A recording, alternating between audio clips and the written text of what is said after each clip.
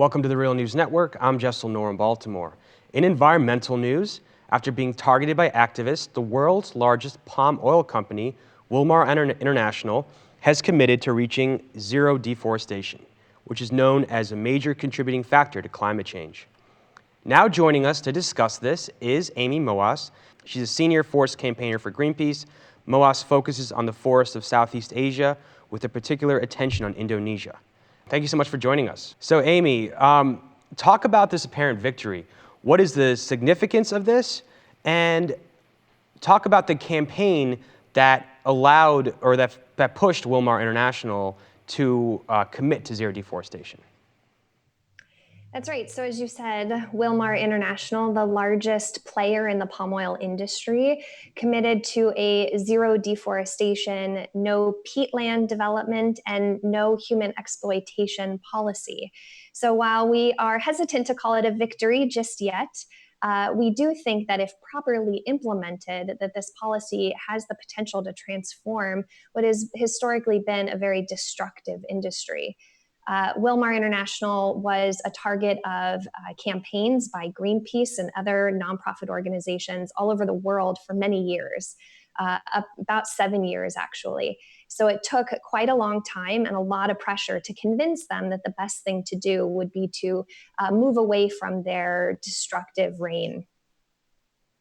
And just talk about what the impacts of palm oil production and deforestation are on places like Indonesia and the rest of the world.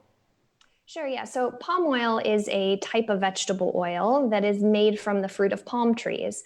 So palm oil companies are going into the natural rainforest, are literally bulldozing the natural forest to the ground, and in its place are planting rows and rows of palm trees so that they can harvest the fruit to turn it into the palm oil. Now, these forests historically were habitat for endangered wildlife like the Sumatran tiger and the orangutan. And they also used to provide services to our planet, like cleaning our air and our water. There's nothing natural or lush and rich about a palm oil plantation. It's just rows and rows of the exact same tree that's planted by humans and farmed by humans. So there's no mistake on whether or not these palm oil plantations are forests. And we lose a lot of the services that these forests used to provide when they're replaced by palm oil plantations. The endangered wildlife and the threat to endangered wildlife are really one of the forefront concerns when we're destroying habitat.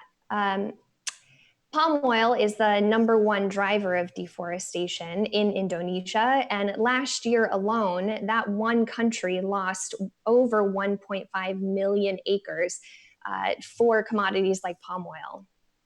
So we're losing, that one country is losing habitat for its endangered wildlife.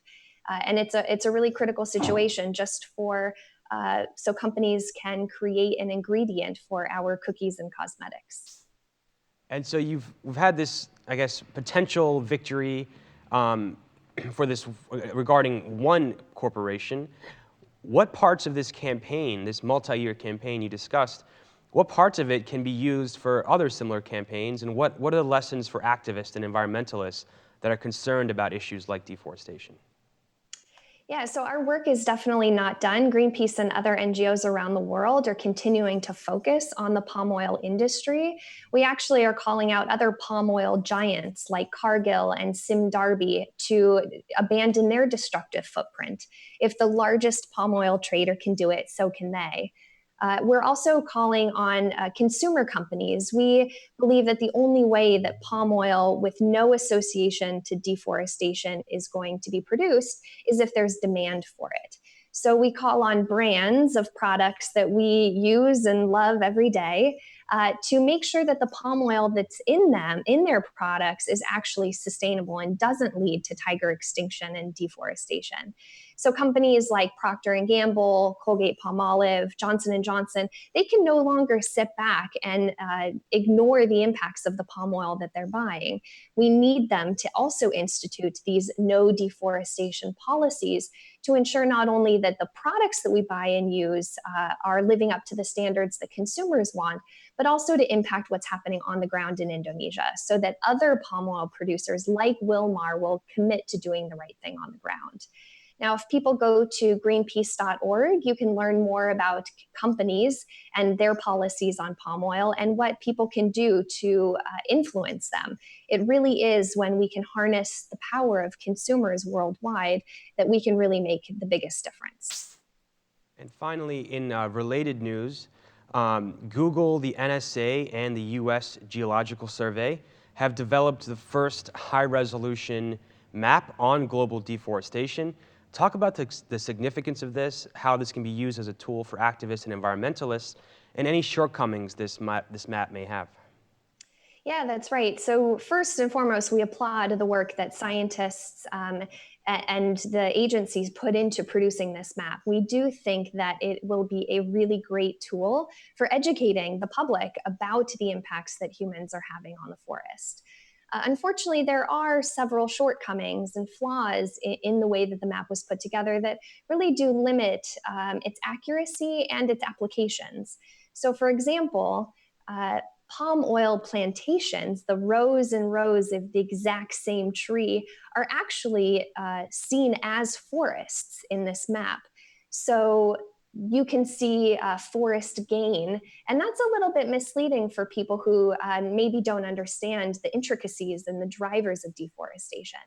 So natural disturbances like forest fires, for example, there are several ecosystems that rely on forests for the health of the ecosystem. But those fires in this map appear as big swaths of deforestation or forest loss, while unnatural bulldozers and chainsaws that are destroying the forest could actually show up as forest gain if palm trees were planted quickly after. So it really does skew what's happening on the ground and what we're losing. Like I said, the services that natural forests provide, like cleaning our air and our water and providing habitat for endangered wildlife, we lose all of that when we create palm plantations, but the map doesn't necessarily depict that. And just to clarify, a team from the University of Maryland also took part in creating that map. Thank you so much for joining us. Thanks for having me. You can follow us at The Real News on Twitter. You can tweet me questions and comments at Jessel Noor. Thank you so much for joining us.